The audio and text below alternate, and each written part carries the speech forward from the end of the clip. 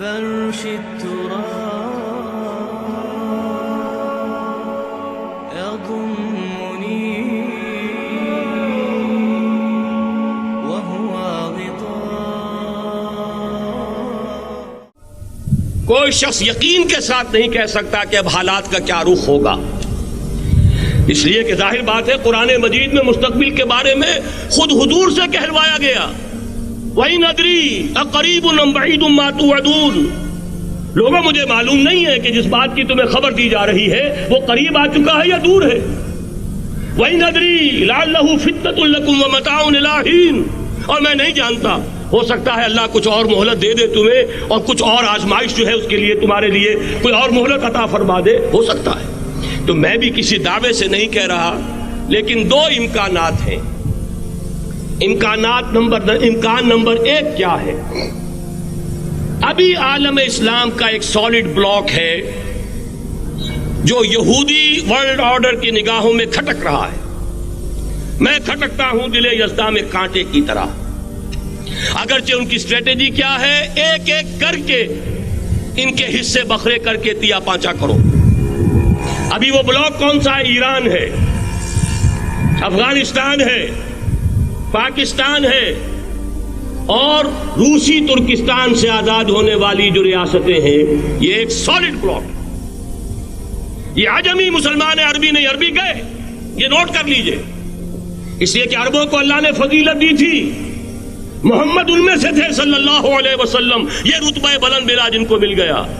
لیکن ساتھ ہی اللہ نے دھمکی بھی دے دی تھی سورہ محمد میں، ان تتولوا یستبدل قوما غیرکم. اگر تم پیٹھ دکھا دو گے اس مشن کو جو ہم نے تمہارے حوالے کیا ہے، تمہیں ہٹائیں گے، کسی اور کو لے آئیں گے. اور یہ بات ہو چکی ہے 13ویں صدی عیسوی میں. 1258 میں جب سقوط بغداد ہوا ہے، عربوں کے ہاتھ سے عالم اسلام کی قیادت چھین لی گئی، معزول کر دیا.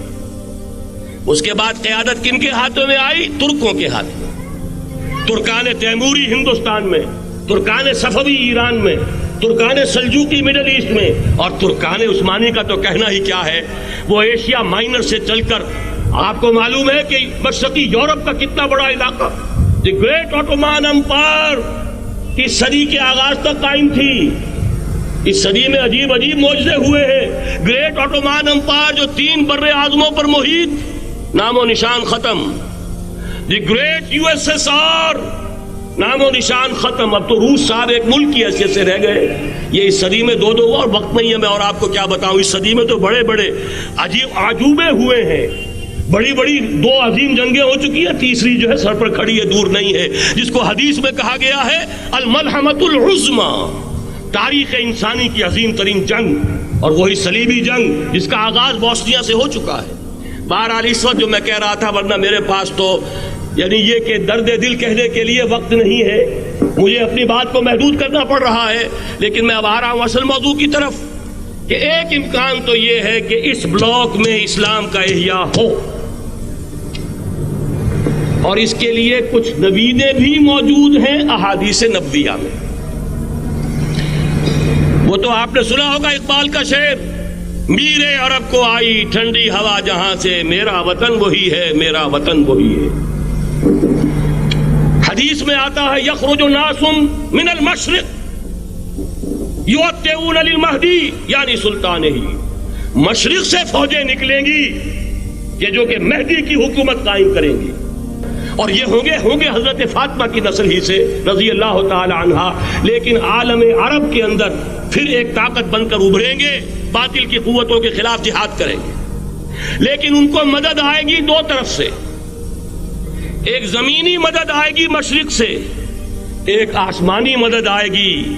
عیسیٰ ابن مریم کا نزول، حضرت مسیح علیہ الصلوۃ والسلام جو زندہ آسمان پر اٹھائے گئے تھے، نازل ہوں گے. اور در حقیقت ان 2 مددوں کے نتیجے میں پھر یہود کا قلع قمع ہوگا، اور یہی گریٹر اسرائیل ان کا گریٹر گریو یارڈ بن کر رہے گا، عظیم تر قبرستان بن کر رہے گا. اس کی بڑی واضح حدیثیں موجود ہیں، اس کی بڑی تفصیلی خبریں موجود ہیں. یہ احادیث کی کتب کے اندر بدقسمتی سے ہماری اس کی طرف توجہ نہیں. ایک تو یہ ہو سکتا ہے. اسی طریقے سے ایک اور حدیث ہے، یخرج من خراسان رایات سود اور یہ مسلم شریف کی روایت ہے، نوٹ کیجئے گا، نہیں ترمذی شریف کی روایت ہے، یخرج من خراسان آیات سود لا یردها شیء حتی تنصب بإیلیا. اور خراسان حضور کے زمانے میں آج کے افغانستان کا نام تھا. جتنا خون یہاں پر خلوص کے ساتھ دیا گیا ہے اس کی مقدار بھی کم نہیں ہے. یہاں سے خیر برآمد ہوگا. اور دوسری بات اپنے بارے میں نوٹ کر لیجئے، یہ پاکستان، بچا کھچا Pakistan, what remains of Pakistan, یہ اصل میں ہے کیا؟ مولانا بہت خوبصورت انداز میں فرما رہے تھے، یہ 313 نہیں تھے، اسلام تھا.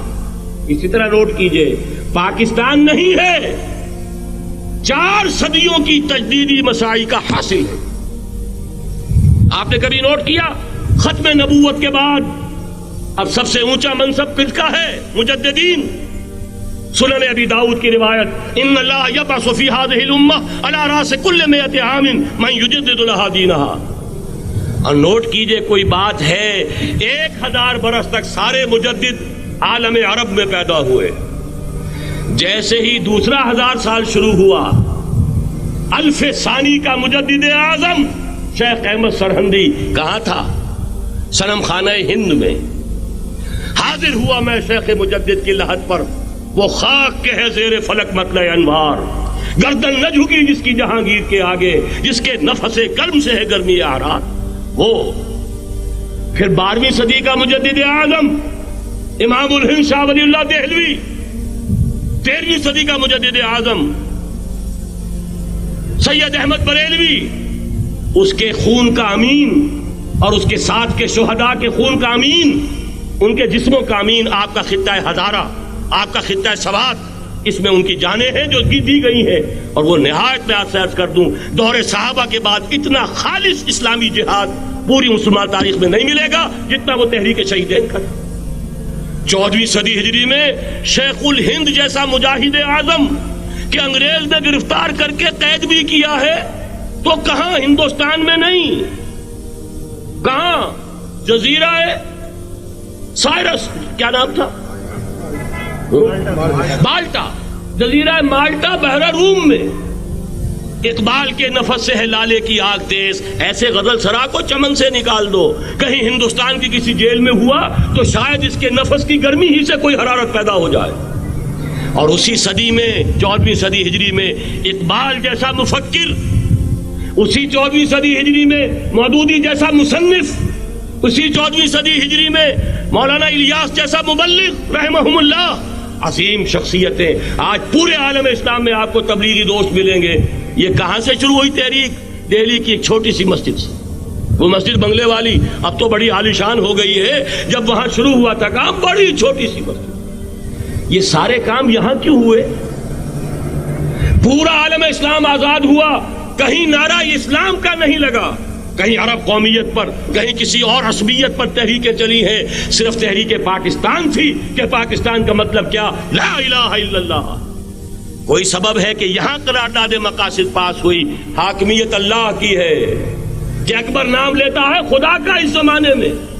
یہ سارا ماضی سامنے رکھیے اور حضور کی دی ہوئی پیشن گوئیوں کا مستقبل سامنے رکھیے. ان دونوں سے ثابت ہوتا ہے اس خطہ ارضی سے کچھ ہونا ہے.